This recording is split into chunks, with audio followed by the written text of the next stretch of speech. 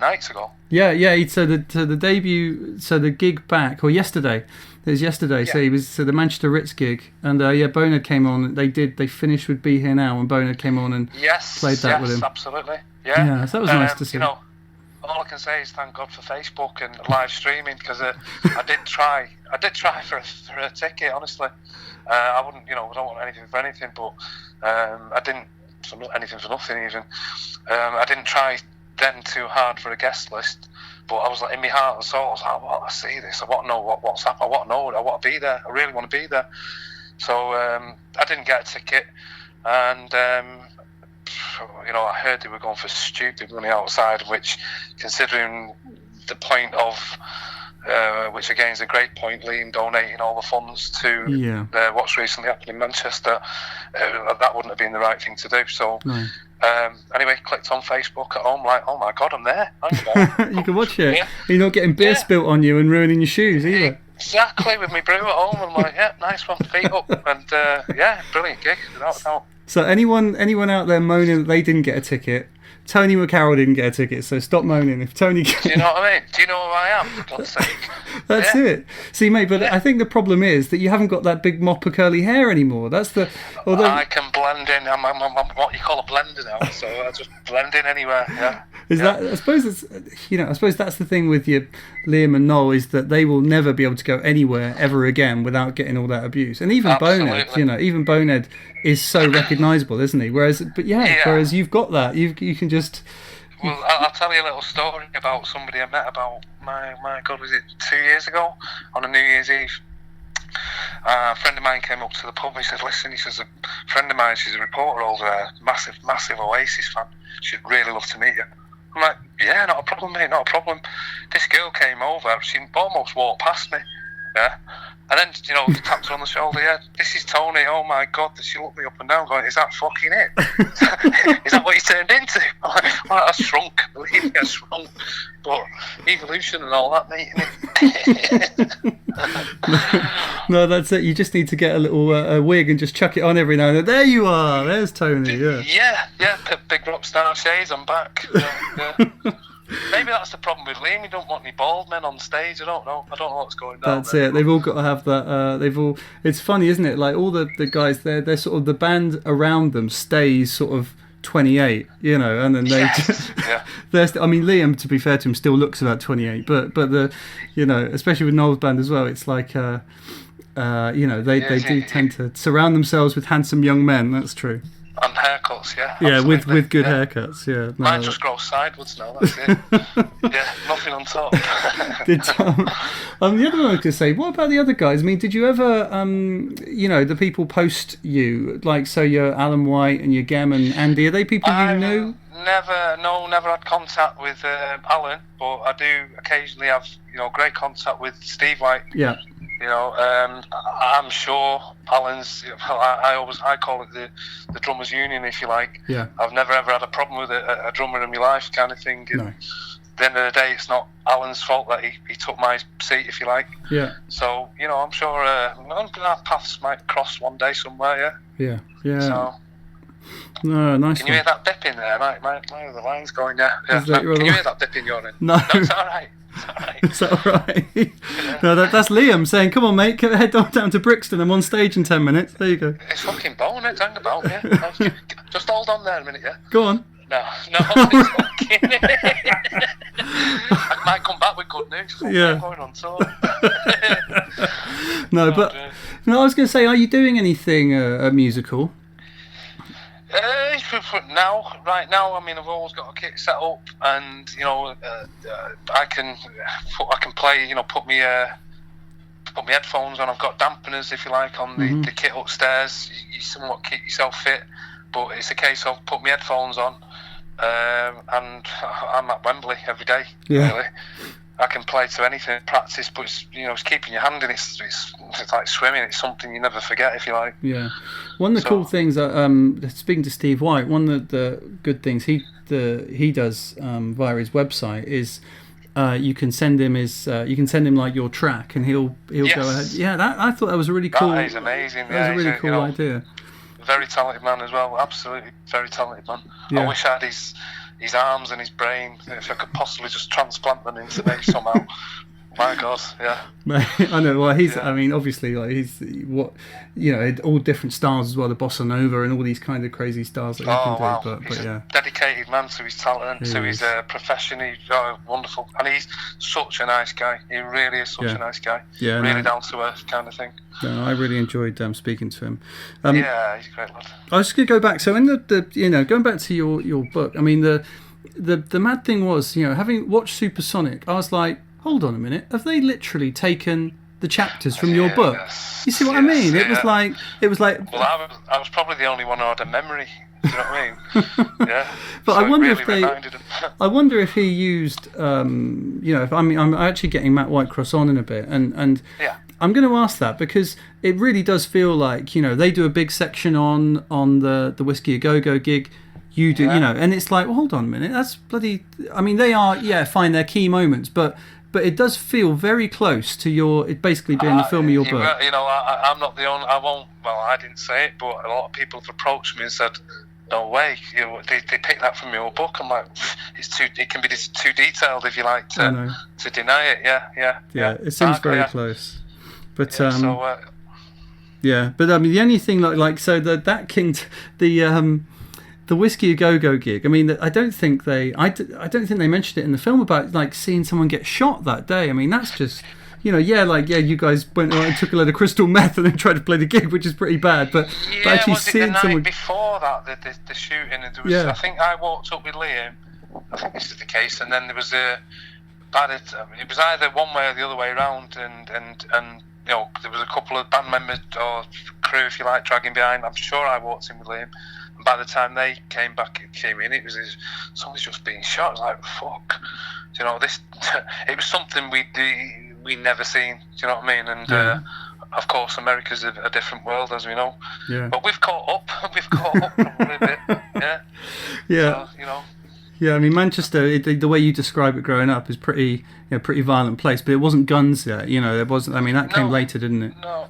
Yeah, I mean, it was toe to toe at least, and it's a tough place to grow up, depending where you came from. I'm Levenshulme M19, the lads at Burnage M19, Gallagher's. It was a tough little place, and nobody took any kind of bullshit, and you had to stand up for yourself, or as you'd be ripped to pieces. So, it was something in us all, attitude, if you like. Yeah, no, nice one, mate. Well, I tell you what, let me just run. How you still okay for time? Yeah, carry on, cool, mate. Yeah, cool. Well, I'm just going to go and hit some questions from the. Let's hit Live Forever Forum because they've got some interesting stuff. So, my big name says, "Did you enjoy or listen to any of Oasis' later music? Be Here Now, Standing on the Shoulders, etc." Be Here Now. I'll start with What's the Story. I absolutely love Don't Look Back in Anger. Yeah. What a great track. To be honest, when that album first came out, I was like, "Whoa, what have they done? What's going on?" But as with, I find that Oasis tracks are growers, if you like. Yeah. You listen to them again and again and again, and go, But the initial listen, if you like, I was like, what the fuck have they done? Hang about. I mean, you could again tell there was money spent on there. So yeah, Don't Look Back in Anger, Don't Go Away. Yeah. Just great tracks. There's excellent tracks out there. Yeah. Yeah, I mean, something. Once again, I need to. I'll dig out the person's name and give them credit for it. But the question was about when you heard the Morning Glory tracks. Were you thinking? I mean, were there Morning Glory tracks that you had heard and worked on together with the band, and then there was, yes. Yeah. And there was a couple. And now it was a bit. I've got to admit, it was a bit hazy, but I was like, yeah, I did. But I don't know for what reasons. Maybe a lot of it was held close to his chest. Why? Lord knows why. But 100%, there was without a doubt, a couple of tracks. So, what was the other one that we had for years? All Around the World is from '92. There you go. Yeah. There you go. Yes, and I don't see anything, dissimilar with it. Do you know what I mean? There's not much difference in the structure, if you like. Fair enough, you take it to a studio, you get a different slant on it, but quality, if you like. And Yeah, I had to say, I was like, wow, but then he did claim that he wrote it 10 minutes on the train to the studio. I'm like, no, you fucking didn't. Well, there's footage of it in rehearsal in 1991. There you go. So Deny that. Do you know what I mean? Like, he's good at it, the master of the one-liner, as they call him. He's straight. No, that's fine.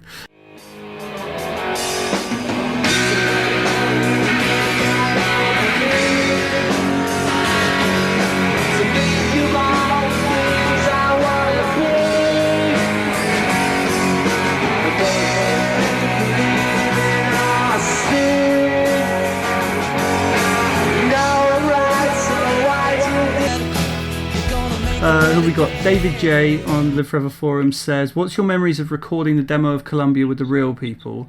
Did you have to play along on a click track in order to keep time with the chant sample on the outro?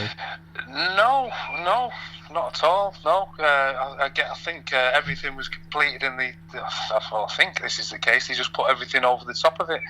Whether that's all in time, I really don't. It's something I might have to listen to. But at the time, you come out in a bloody state out in that bloody studio at 4 a.m. Oh my God, yeah. So I'd have to go to work 2 hours later, making it on down the M62 to get to work, like driving on the cat's eyes. Fuck. Yeah.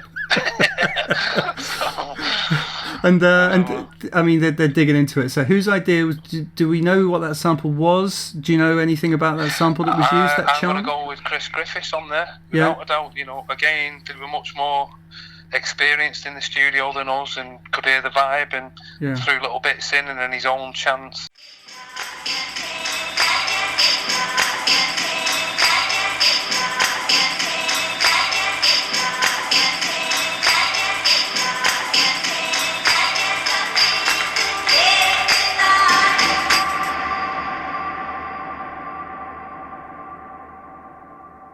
I think there's a version where there is a version, 100%, that I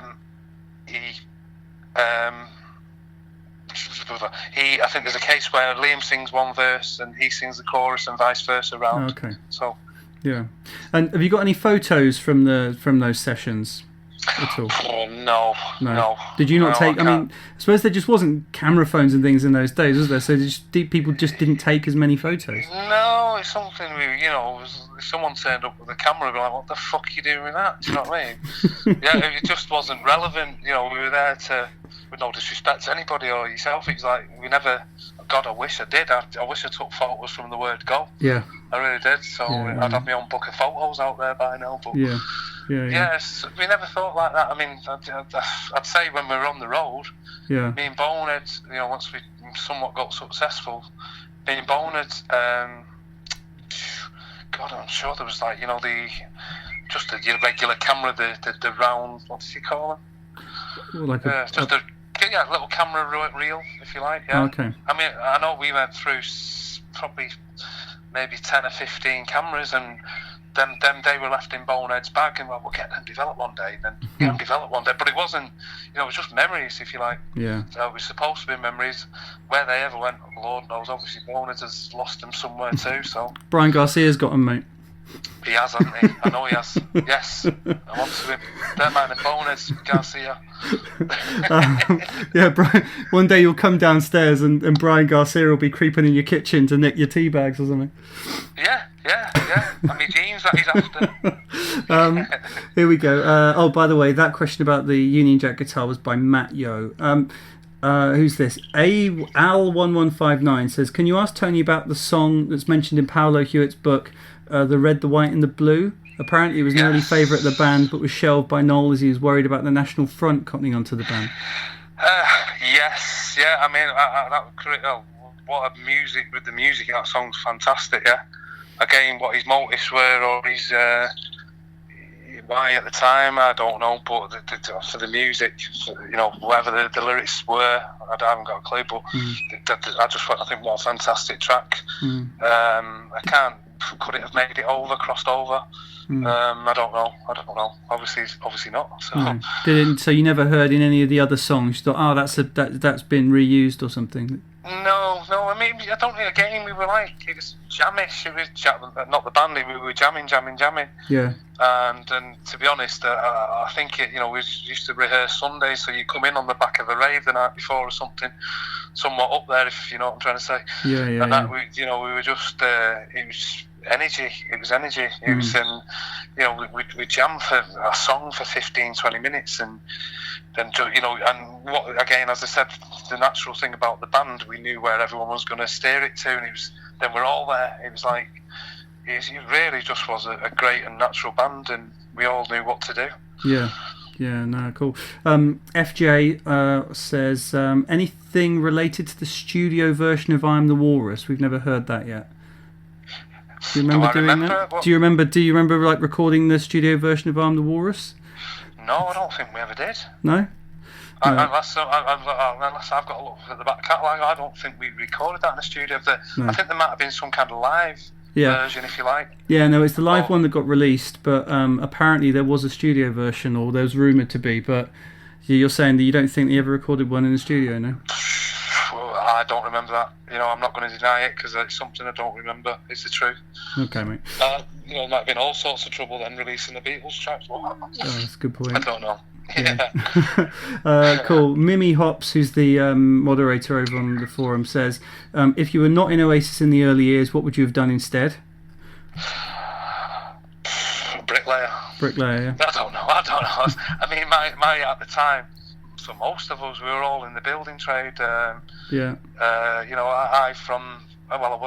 was an insurance broker till I was 18. Then, my daughter was born. It was like, I can't survive off £40 a week, and it really was. Yeah. I can't survive. So I had to go into the construction game. Yeah. That was whether I'd still be in it, I'm way up the ladder. I don't know, but. I was in the construction till we signed a contract, literally. Yeah. And so then I had a few years off, I suppose. Fair enough. And then Mimi says, I'd love to hear your thoughts about music these days, and also everyone's asking, what's your thoughts on the new Liam single? Music these days, what's pricked my ears up lately is Richard Ashcroft. Yeah. His new album, I think that's fantastic. I touch base with Damon Rinchella now and again. I think he worked on the album. He's touring with him. Yeah. I actually went to see Richard before Christmas in Liverpool, where he had an orchestra behind him, and it was, oh my God, it was spectacular. It was something else, and like that's what it's all about.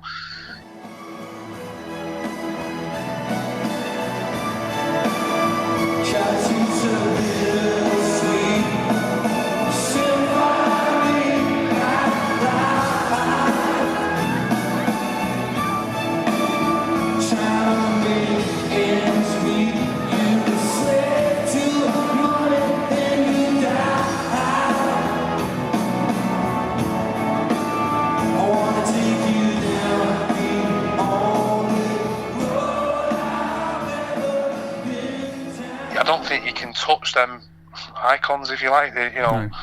It's brilliant. It's fantastic.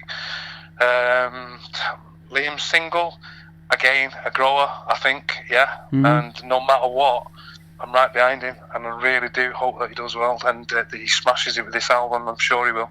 Yeah, I really am. Well, we got Noel's. And what about Noel? Any views on Noel's stuff? No. Okay. Fair enough. No, I've got to say the singles. Yeah, the singles.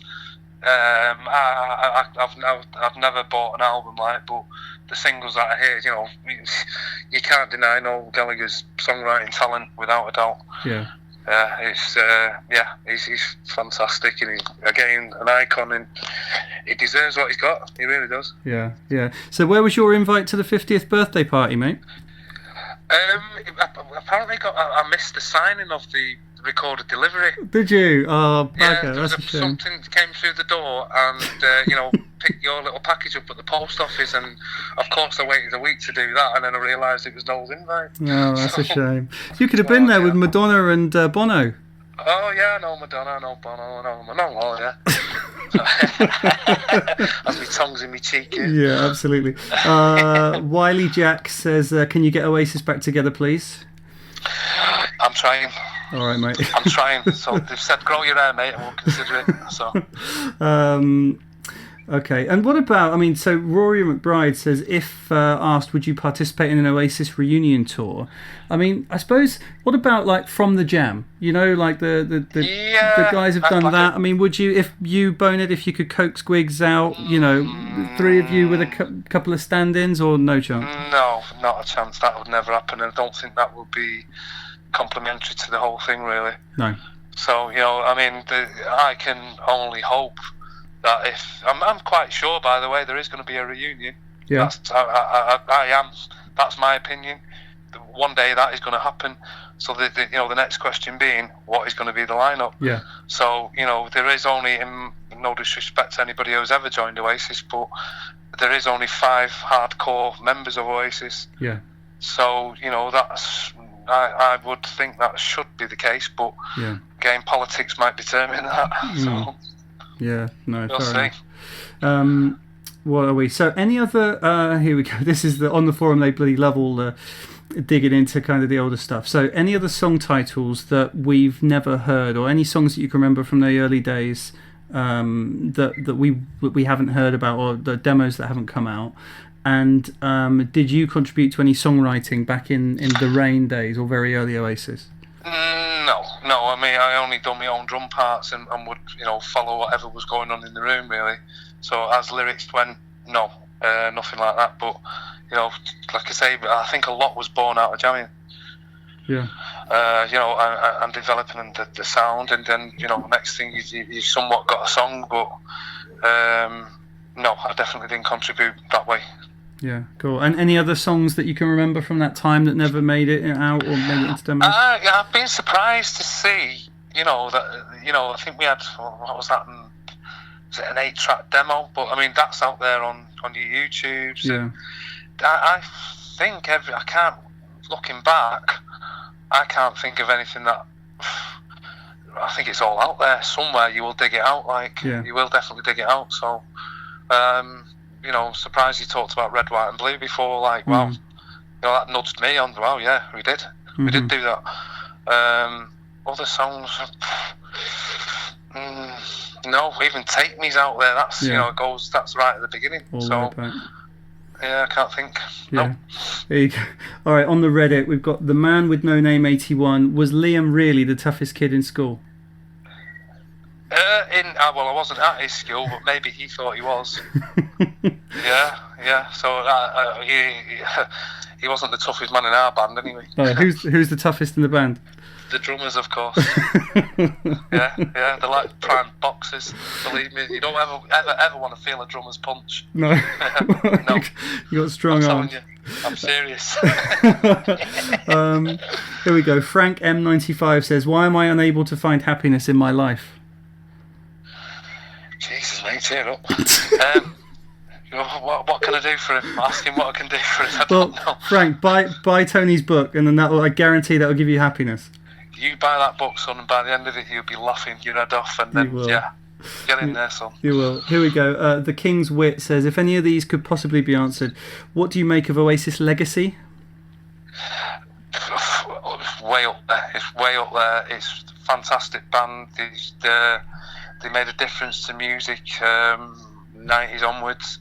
They had a little weak period here and there, but again, you can't deny the force of that band and the influence they had on people in their lives. Yeah.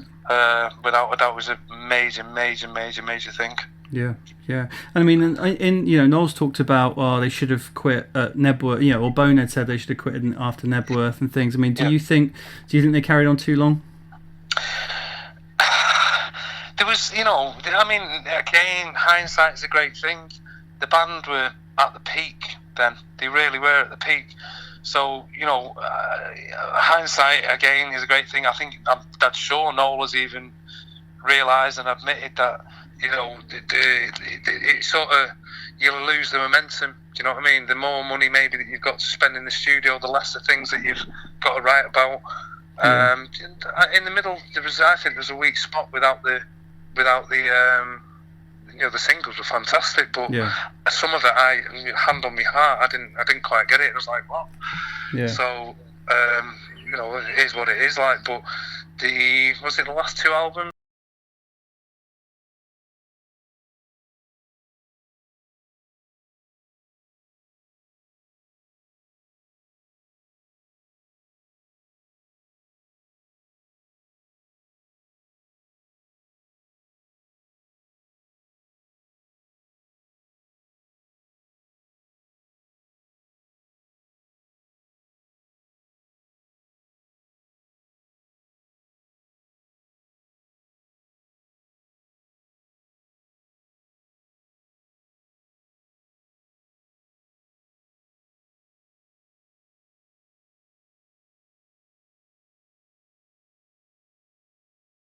Logo, so top man. How was it sort of, trying to manage the family life, so because that's always it's more the realism, and that's what I like about your book, is you get the real picture of this is what it's really like on tour, the fact that you're number one in the charts, yet you're living off pocket money, right? And then the fact that how the truth. Yeah, and how hard it is then to manage with your relationship, and you had a kid as well, so the reality of dealing with that, really, Yeah, I mean, there is my daughter Gemma. Back then, there was a phone call is indirect contact, if you like. So, I'd be phoning her saying, "I'm on Top of the Pops tonight," and she'd be glued to it. I said, "I'll wave to you and I'll give you a kiss through the camera and all this." And she actually glued herself to the TV. But it's little things like that. And and then I'd send her you can record into a card and stuff. And I always sent her letters and. Draw a picture of me on drums, and she still got them letters. It's absolutely nuts. Yeah. So Brett, don't tell Garcia that. No. Yeah. But she has. I'm like, oh my god, I can't deny the relationship I've got with my kids. No. Unfortunately, the relationship back then didn't stand the test of time. But we had a career to. I'll be back, and I hope that I make everything. I think my goal at the time was to buy a house. That was it. Yeah. So that would have been a massive chunk out of your life. Did anyone think it'd last so long? I don't know. Yeah. But that was it. If I can make a house out of it, then I'm laughing. So that was it. That was my goal. And you got a house, did you, mate? Yeah, and then it fell down. Yeah. Now I'm in a fucking shoebox. We should have pulled out the bricks. Did you never hear about the 3 little pigs? Yeah. I think Noel came along and blew it down. Did he? Is that right? I'm fucking sure. But if you ever win the lottery, I'm buying a big mansion next to his and throw eggs now and again. Well, I think that's as good a point as any to leave it here, mate. But thank you so much for your time tonight. I know that the problem, James. The listeners are going to absolutely love it. And and if we can get you on at some other times, there's a million questions that haven't been answered. So right. But it's just really good to speak to you, and let's see if the numbers beat Brian Garcia's. Yeah, that's my goal, mate. Keep retweeting it, kids. Get it out there, and thank James, and a big hello to everyone who's listening. Wonderful. So everyone, if you want to get follow Tony's at Tony McCarroll's on Twitter. The book is available from all good bookshops and some rubbish ones. Get out there online, mate. I think you'll find it online now as well. So So very interesting and funny. Get on Amazon and things like that. It's just it's such a good read. I mean, if anyone hasn't bought it and you're listening to this, what the bloody hell are you doing? If you're an Oasis fan, it is the ultimate. It is the ultimate guide to Oasis. It's the ultimate story. No one else has told the story like that. So and the Supersonic film based on it, I'm sure of it. Yeah, exactly. You tell Whitecross that one. I will. I will play Whitecross this. Absolutely, I will. A big hello to him. He's a great guy as well. All right. God bless you. Okay, so we always play out with a song. So Tony, any particular song, either from something like by Oasis that you played on, or another band that you'd want me to stick on at the end?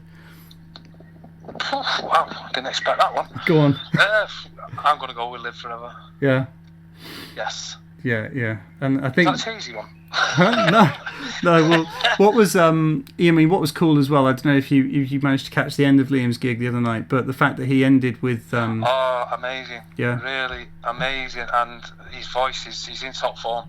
He really is. So he is. So, and that was to get up there and just do that was excellent. and fair play to him. All right. Well, I'll tell you what. I'll rip a bit of that live version, and we'll stick that on at the end. So, yeah, wonderful. Tony, thank you so much for your time, mate. I do really appreciate it, and yeah, hopefully we'll speak to you again soon. Cheers, James. All right. All the best, mate. Take care, pal. Bye-bye.